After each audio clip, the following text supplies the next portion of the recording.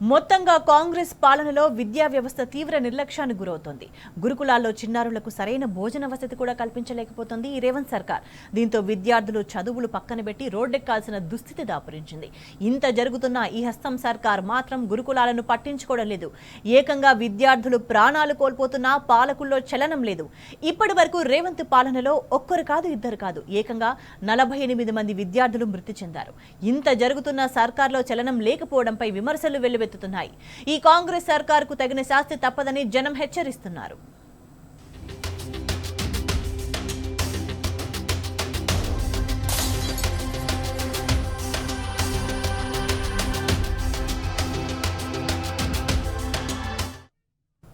దీనికి సంబంధించి మరింత సమాచారాన్ని మా ప్రతినిధి వంశీ అందిస్తారు. వంశీ, ఒకవైపు ప్రభుత్వం విద్యార్థులకు కావాల్సిన సౌకర్యాలు కల్పించకుండా వాళ్ళు అనారోగ్యం పాలవుతున్న ప్రాణాల మీదకి వస్తున్నా కూడా కనీసం పట్టించుకోవడం లేదు. నిన్న శైలజ చనిపోయిన సందర్భంగా ఆమె గ్రామంలో కూడా పూర్తి స్థాయిలో బందోబస్తు ఏర్పాటు చేయడం, పూర్తి పోలీస్ పహారాలో ఒక నిర్బంధమైన వాతావరణాన్ని కొనసాగించడాన్ని ప్రజలు ఎట్లా చూస్తున్నారు? ప్రధానంగా మనం చెప్పుకోవచ్చు, గత 11 నెలల కాలంలో దాదాపుగా 48 మంది విద్యార్థులు వివిధ కారణాలతోటి, అందులో ఫుడ్ పాయిజన్ కావచ్చు, దాంతో పాటుగా పాము కాటుతో కూడా విద్యార్థులు చనిపోయినటువంటి పరిస్థితి కూడా మనకు కనిపిస్తుంది. అటు గురుకులాల్లో కావచ్చు, ప్రభుత్వ పాఠశాలలో కూడా పెద్ద ఎత్తున విద్యార్థులు చనిపోయినటువంటి పరిస్థితి కూడా మనకు కనిపిస్తా ఉంది. ఇప్పటి వరకు కూడా ప్రభుత్వం ఏదైతే ఈ మరణాల పైన స్పందించినటువంటి దాఖలాలు లేవు. తూటు మంత్రంగా ఎక్కడైనా జరిగితే మాత్రం తూటు మంత్రంగా ఏదైతే ఉన్నట్టు ఏదైతే జిల్లా విద్యాధికారులను పంపించడం కావచ్చు చేస్తుండే, కానీ దీనికి సంబంధించి కూడా క్షేత్ర స్థాయిలో పక్షాలను చేసినటువంటి అవసరం ప్రభుత్వం పైన ఉన్నా కూడా ఇప్పటి వరకు ఆ దిశగా చర్యలు తీసుకున్నటువంటి దాఖలాలు అయితే లేవు. మనం చూస్తా ఉన్నాం, గత 11 నెలల కాలంలో దాదాపుగా 48 మంది విద్యార్థులు చనిపోయారు. అంటే సగటున 10 రోజులకు ఒకరు మృతి చెందినటువంటి పరిస్థితి కూడా మనకు కనిపిస్తా ఉంది. ఇన్ని మరణాలు సంభవిస్తున్నా కూడా ప్రభుత్వంలో ఏ మాత్రం కూడా చట్టం లేదనేది కూడా మనం చాలా ఖచ్చితంగా చెప్పుకోవచ్చు. ఒకటి, విద్యార్థులు ఏదైతే విషజ్వరాలతో చనిపోవడం కావచ్చు, దాంతో పాటుగా ఫుడ్ పాయిజన్ తో చనిపోవడం కావచ్చు, దాంతో పాటుగా పాము కాటుతో చనిపోయినటువంటి పరిస్థితి కూడా మనకు కనిపిస్తా ఉంది.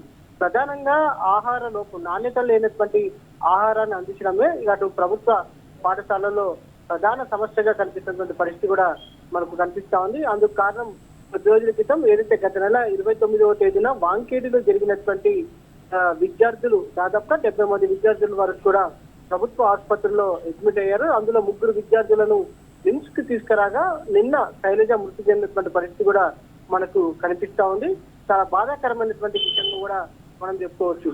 దాంతో పాటుగా మాగునూరులో, నారాయణపేటలో గత వారం రోజుల క్రితం ఏదైతే ఫుడ్ పాయిజన్ అయ్యి దాదాపు 50 మంది విద్యార్థులు ప్రభుత్వ ఆసుపత్రిలో అడ్మిట్ కాగా తిరిగి ఏదైతే వారికి మర్నాడు ఉదయం అందించినటువంటి ఆహారం కూడా పురుగులతో కూడినటువంటి ఆహారం అందించినటువంటి పరిస్థితి మనకు కనబడుతుంది. ప్రజెంట్ ఈ రోజు అదే పాఠశాలలో, అదే మాగునూరులో దాదాపుగా మళ్ళా తిరిగి 20 మంది విద్యార్థులు అక్కడి నుంచి ఫుడ్ పాయిజన్ కావడంతో అక్కడి నుంచి ప్రభుత్వ ఆసుపత్రికి తరలిస్తున్నటువంటి పరిస్థితి కూడా మనం చూస్తున్నాము.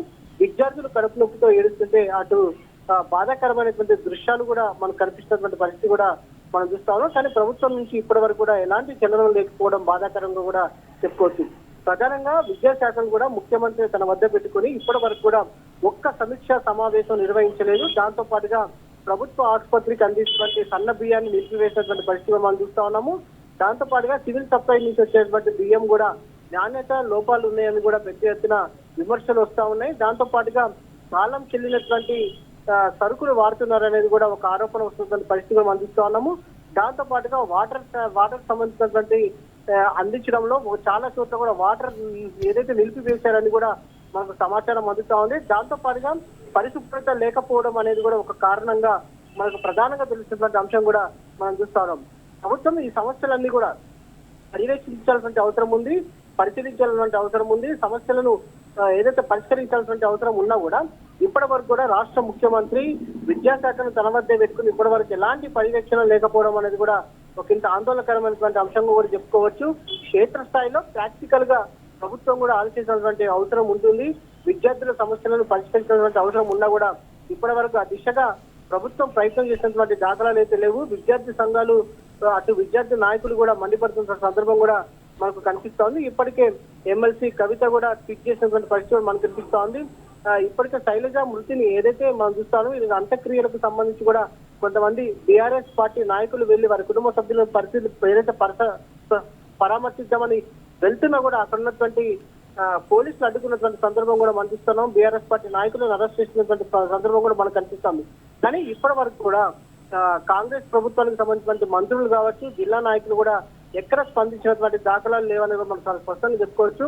ఇది విద్యార్థి మరణాలు అచ్చలుగానే భావించాలని కూడా ఇప్పటికే BRS party working president KTR కూడా చెప్పిన సందర్భం కూడా మనకు కనపడతా ఉంది. ఇవి ప్రభుత్వ అచ్చలుగానే భావించాలని కూడా వారు మండిపడినటువంటి సందర్భం కూడా మనకు కనపడతా ఉంది. ఇప్పటికైనా విద్యార్థులకు మెరుగైన ఆహారం అందించడంతో పాటుగా మెరుగైన మౌలిక సదుపాయాలు కల్పించాల్సిన అవసరం ప్రభుత్వం పైన ఎంతైనా ఉంటుందని కూడా అది చెప్పవచ్చు. అయితే వంశీ, ఇంత సీరియస్ అయిన తర్వాత కూడా అధికారులు ఏమైనా మాట్లాడిన ఈ ఘటనకు సంబంధించి అక్కడ? ఇప్పటి వరకు కూడా రాష్ట్ర రాజధాని హైదరాబాద్ లో ఉన్నటువంటి ఉన్నతాధికారులు, విద్యాశాఖ ఉన్నతాధికారులు మాత్రం ఈ స్పందన పైన ఏదైతే ఈ ఘటన పైన ఇప్పటి వరకు స్పందించినటువంటి దాఖలాలు అయితే లేవు. ఎందుకంటే గత 11 నెలల కాలంలో దాదాపుగా 48 మంది విద్యార్థులు చనిపోతున్నా కూడా తూతూ మంత్రంగా జిల్లా విద్యాశాఖ అధికారులు కావచ్చు కొంత అడావిడి చేసినటువంటి దాఖలాలు కనిపిస్తున్నాయి. కానీ ఇప్పటి వరకు కూడా రాష్ట్ర విద్యాశాఖ ఉన్నతాధికారులు కూడా ఎక్కడో స్పందించినటువంటి దాఖలాలు లేవు. మొన్న ఏదైతే వేములవాడలో సీఎం రేవంత్ రెడ్డి స్వయాన మాట్లాడినటువంటి సందర్భం కూడా చూస్తున్నాం. కానీ చర్యలు మాత్రం తూతూ మంత్రంగానే ఉన్నాయి. సమీక్షలు నిర్వహించినటువంటి అవసరం ఉన్నా కూడా ఆ దిశగా నిర్వహించినటువంటి దాఖలాలు అయితే లేవు. దాంతో పాటుగా కాంటాక్ట్ ఏజెన్సీలు ఏవైతే ఉంటాయో వాటికి చెల్లించినటువంటి బిల్లులు కూడా అందించకపోవడంతో కూడా ఒక రకంగా సమస్య తెలుస్తున్నటువంటి పరిస్థితి కూడా మనకు కనిపిస్తా ఉంది. రాష్ట్ర ప్రభుత్వం వెంటనే ఈ సమస్యలన్నీ కూడా పరిష్కరించి విద్యార్థులకు మెరుగైన విద్యతో పాటుగా మెరుగైన నాణ్యమైన ఆహారాన్ని అందించాల్సిన బాధ్యత ప్రభుత్వం పైన ఉంటుందని కూడా మనం చెప్పొచ్చు. రైట్ వంశీ.